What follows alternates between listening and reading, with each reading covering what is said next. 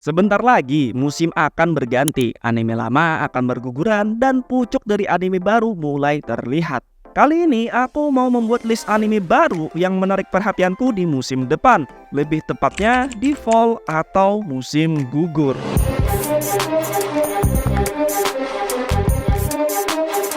Pertama, ada negatif positif angler.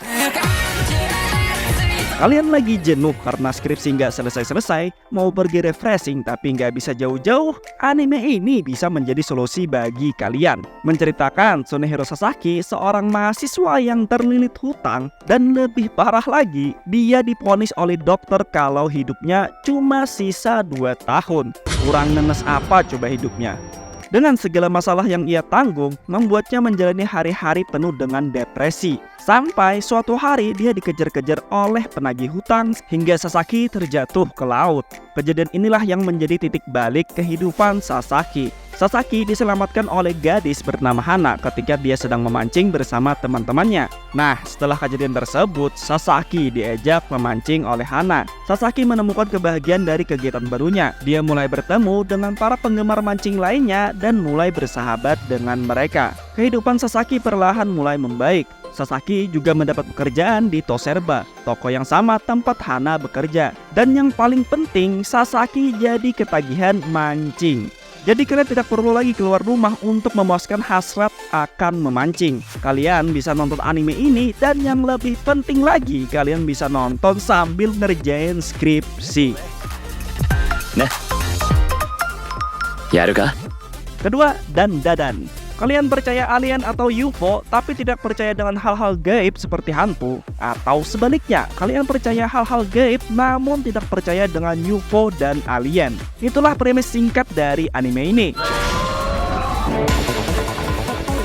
Kisah tentang gadis SMA bernama Momo Ayashi yang menyelamatkan Ken Takakura atau Okarun, teman sekelasnya dari perundungan. Setelah kejadian tersebut, mereka berdua mulai saling ngobrol sampai terjadinya pertengkaran karena perbedaan kepercayaan. Okarun ternyata adalah fanatik okultisme, seorang yang percaya pada hal-hal yang berkaitan dengan alien. Dan Okarun sangat menyangkal keberadaan makhluk gaib. Sebaliknya, Momo yang berasal dari keluarga cenayang, dia sangat mempercayai hal-hal gaib, tapi menentang hal-hal yang berkaitan dengan alien. Nah, pada akhir pertengkaran, mereka memperoleh keputusan untuk membuktikan ketidakpercayaan mereka masing-masing. Momo pergi ke rumah sakit terbengkalai yang diduga UFO pernah terlihat di sana, sedangkan Okarun pergi ke terowongan yang dikabarkan berhantu. Ternyata, secara mengejutkan, kedua orang ini mengalami kejadian yang luar biasa, kejadian di luar pemahaman mereka. Di tengah kejadian tidak terduga yang mereka hadapi, Momo membangkitkan kekuatan tersembunyi dalam dirinya, sedangkan Okarun mendapat kekuatan kutukan. Anime ini memiliki genre action komedi, ditambah dengan genre romance, membuatku lebih tertarik dengan anime ini. Aku sangat jarang menemui anime action remaja SMA yang memiliki genre romance tanpa harem ya. Biasanya ada aja sih nemu, tapi ada haremnya. Namun di anime ini aman, nggak ada harem. Ketiga, Chikyu no Undo ni Suite, anime yang menceritakan situasi di abad ke-15 di Polandia. Masa di mana jika ada pemikiran-pemikiran yang bertentangan dengan kelompok yang berkuasa akan dicap sebagai orang sesat dan akan dieksekusi. Namun, seorang anak jenius bernama Rafal yang diharapkan untuk belajar teologi, di suatu hari dia bertemu dengan seorang pria misterius yang membuka pikirannya. Rafal akhirnya mempelajari hal-hal yang berkemungkinan adalah kebenaran di balik pemikiran sesat yang diajarkan oleh kelompok berkuasa.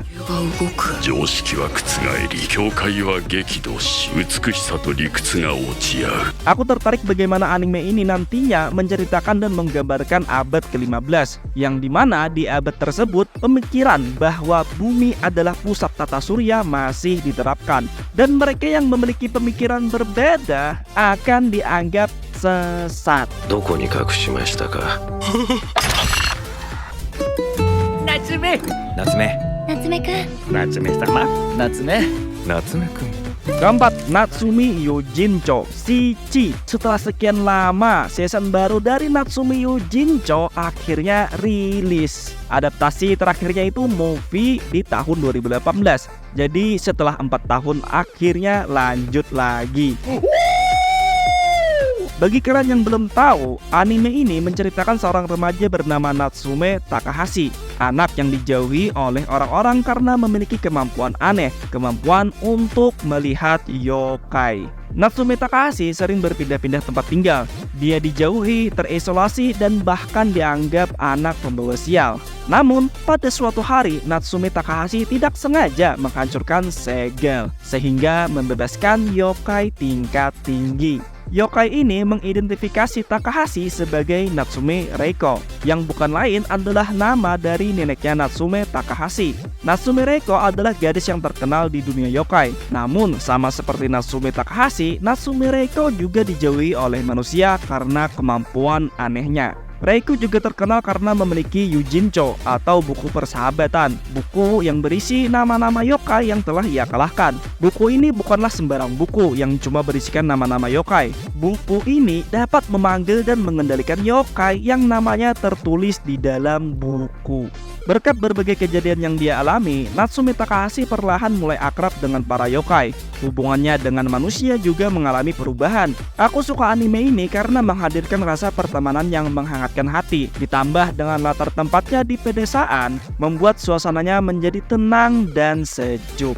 Di season terbaru ini, aku berharap ada info-info terbaru dari neneknya Takahashi, bagaimana kehidupannya berakhir, dan dengan siapa dia menikah. Karena di season sebelumnya, ada sebuah leak yang membuatku sangat penasaran dengan kakeknya Natsume Takahashi. なってもらってばかりの俺が何かできるなら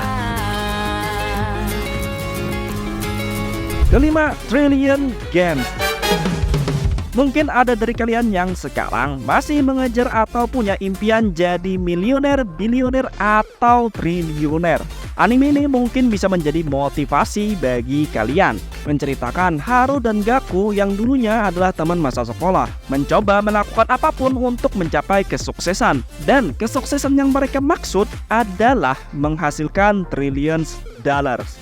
Dengan cara memanfaatkan kemampuan dan keterampilan masing-masing, mereka mencoba berbagai cara yang mungkin bisa dilakukan. Haru adalah pembicara yang handal dalam membujuk dan mempengaruhi seseorang. Ditambah dengan kepercayaan dirinya yang tinggi, Haru dapat menjalin dan berhubungan dengan banyak orang. Sedangkan Gaku berkebalikan dengan Haku. Gaku memiliki sifat yang canggung, tapi dia adalah seorang programmer yang handal. Aku penasaran bagaimana mereka mencapai tujuan dengan bakat yang mereka punya. Apakah dengan membangun startup teknologi, bikin game, bikin AI, atau jadi freelancer bikin website? 世界一わがままなトリリオンゲームが Keenam, Shangri-La Frontier Season 2. シャングリラフロンティアである。存分に暴れ倒してやろうじゃねえか Ini anime sangat-sangat kutunggu. Anime tentang game yang benar-benar menceritakan orang main game. Selayaknya game pada umumnya, tidak ada konsep mati dalam game maka mati juga di dunia nyata. Tidak ada pembunuhan yang bersangkutan dengan game. Tidak ada eksploitasi bug dalam game, dan hal-hal lainnya yang terlalu jauh sehingga menyimpang dari inti main game itu sendiri. Anime ini menceritakan Rakuro Hizutome yang memiliki hobi memainkan game sampah atau game dengan kualitas yang buruk. Gamenya memiliki banyak bug atau kekurangan dalam balancing dan mekaniknya. Di dunia game, Rakuro terkenal dengan nickname Sanraku. Ketika membeli game, Sanraku ditawari game yang berjudul Shangri-La Frontier. Karena terkena genjutsu dari mbak-mbak penjaga toko, Sanraku akhirnya membeli dan mencoba game Shangri-La Frontier. Shangri-La Frontier terkenal di kalangan para gamer karena mekanik gamenya yang mendekati hukum dunia nyata dan berbagai fitur yang membuatnya mendapatkan titel game dewa. Sebenarnya apa yang menarik nonton anime orang main game? Ya seru aja gitu. Apalagi ketika Sanraku melawan Unique Monster. Season 1 kemarin aja itu keren banget. Pertarungan Sanraku dan partinya melawan salah satu Unique Monster. Dari strategi mereka, teknik bertarungnya, cara mereka menemukan solusi untuk mengatasi combo monsternya, dan karena yang dilawan adalah Unique Monster yang memiliki stats dan combo di luar nalar, tidak cukup hanya dengan skill. Pasti membutuhkan item-item rare atau item mahal. Hal-hal seperti inilah yang membuat Shangri-La Frontier itu menarik. Jika kalian seorang gamer, terutama gamer Souls-like, banyak hal-hal yang membuat anime ini relate dengan kalian. Nah, di season 2 nanti ceritanya akan jadi lebih menarik lagi karena adanya kemunculan Lekaon di trailer. Jadi ketika mau di season 2 ini, Sanraku juga akan melawan Unique Monster yang tidak lain dan tidak bukan adalah Lekaon. Ini akan menjadi pertarungan balas dendam Sanraku sejak dia dikalahkan Lekaon di season pertama.